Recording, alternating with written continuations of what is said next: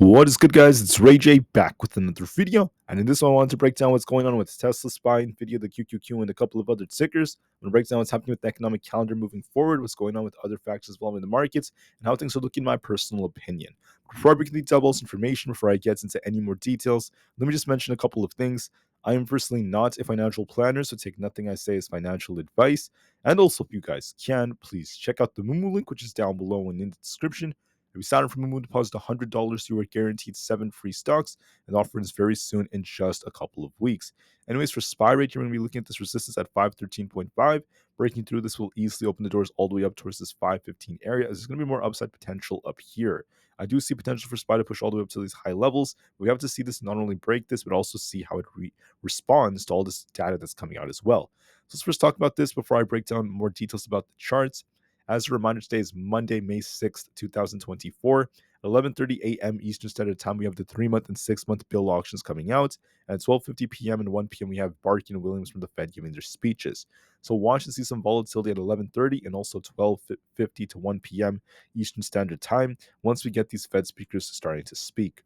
On top of this, the market's looking optimistic so far as we're continuing to see the market push right now. We'll be watching resistance just to see how the market responds, but the buyers are looking imminent, and we're starting to see a lot more of them, in my personal opinion. On top of all of this, there's been a lot of talk about the earnings coming out for the week. They're nowhere near as significant as what we saw for the past 2 weeks, but there are still some names worth noting, such as Palantir and Berkshire Hathaway, which I'll talk about in just a minute. And then besides that, there's been a lot of talk about Star Wars getting a lot of attention, as it has a very, very nice partnership with, Lego, not to mention Disney. So that's something worth noting. They've gotten a lot of success and a lot of recognition lately, especially as May the 4th has passed. Something worth noting, I am seeing that on a lot of headlines right now. But besides that, let's now talk about what's happening to the markets. So for today, we just had Berkshire Hathaway announce their earnings and also Spirit, and Palantir also is going to be announcing their earnings after the market closes alongside Lucid. For Berkshire Hathaway, we have good news. Basically, their operating earnings are up 39% to about $11.22 billion. We also ended up seeing that we saw lots of gains in their insurance underwriting earnings by about $2.59 billion from just about a 911 million just last year. So nice growth overall. Nice increases, in my personal opinion. Their railroad business also ranked very, very well at about $1.14 billion in profits, and we're starting to see some nice growth in different sectors. However, I do want to call out that they now have a record cash hoard. It's at about $189 billion. That's up from $167.6 billion in the fourth quarter. And on top of all of this, they also had to trim their Apple stake by 13%. So they ended up doing that. What's funny about this is Elon Musk has come out and he's saying that, as Berkshire Hathaway's Warren Buffett is selling, part of Apple. He wants him to basically ditch Apple and just buy Tesla stock. I think he's making a very, very fair assessment that Tesla has a very, very bright future. We'll see if Warren Buffett responds or not, but that's something worth noting. Besides that, guys, let's talk about how the market is doing. So real quick, SPY is looking more bullish right now. If we could hold above 513.5, we're going to be looking for 515 very soon as resistance. If that breaks, we could go all the way up to about 516.8 and eventually 518.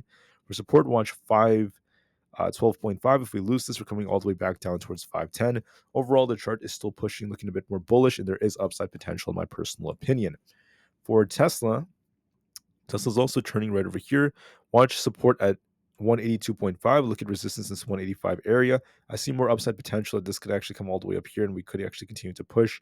If we break this 186 zone, we could easily start pushing for 187 and then eventually 190. So I do see the upside potential in this. But we have to watch and see just for confirmation.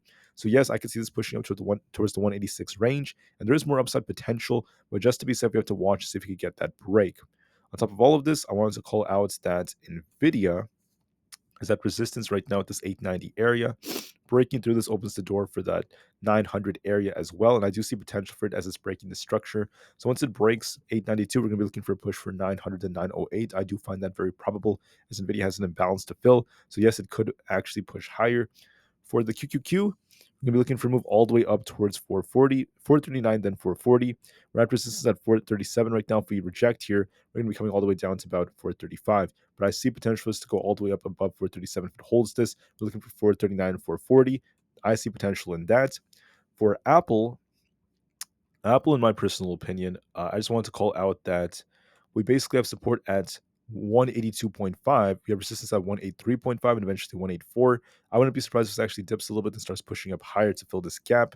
But I think that Apple is going to stay range bound for now. So look for a little dip, then a bounce back up out of the 182s, fill this gap, go a little bit higher to the 184 area, and just continue to trade sideways for now. It did dip a bit because of the news involving Warren Buffett selling a large stake, so that's something worth noting.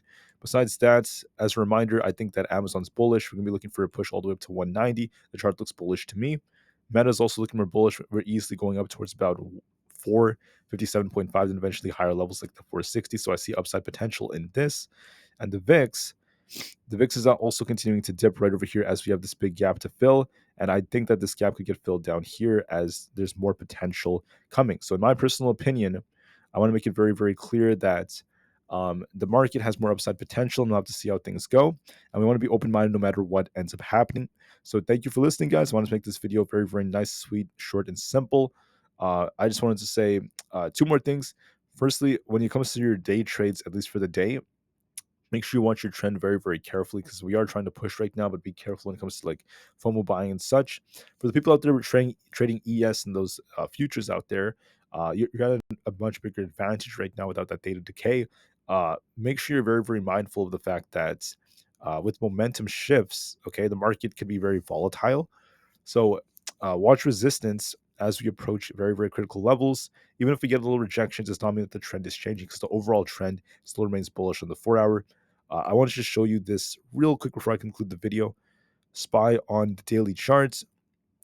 We're way higher than this right here. And on the daily chart, we have this imbalance right over here. There's a gap / imbalance to fill to 515. So I do see more upside potential.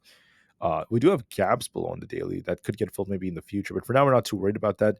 The chart is looking more bullish to me, and we'll have to watch and see what happens. The daily just got a bullish PPO crossover right here, so this does suggest more upside potential is there, and we'll see how we end up reacting to resistance from here. All right, so with that being said, I'm going to be gone for maybe about an hour and a half, just for a short period of time. I'll be gone, and then I'll end up uploading another video. So I just wanted to make it very clear that the market is going to make some interesting moves, and we'll just have to see what happens after that from there. All right. And once again for Tesla, one more thing I just wanted to call out. I also mentioned that we have this, hold on, this inverse head and shoulders on Tesla right over here. So this is looking more bullish in terms of structure. I'm seeing upside potential in this chart, but we have to try to break this high right here. If we break the high right here, this 185, 186 area, yes, Tesla could push a lot more, but I do see it at least testing that, and we'll have to see if it breaks or not, just for confirmation. All right, so that's it. Have a great day, guys. I'll see you guys very soon on the next one, very, very soon, and peace out.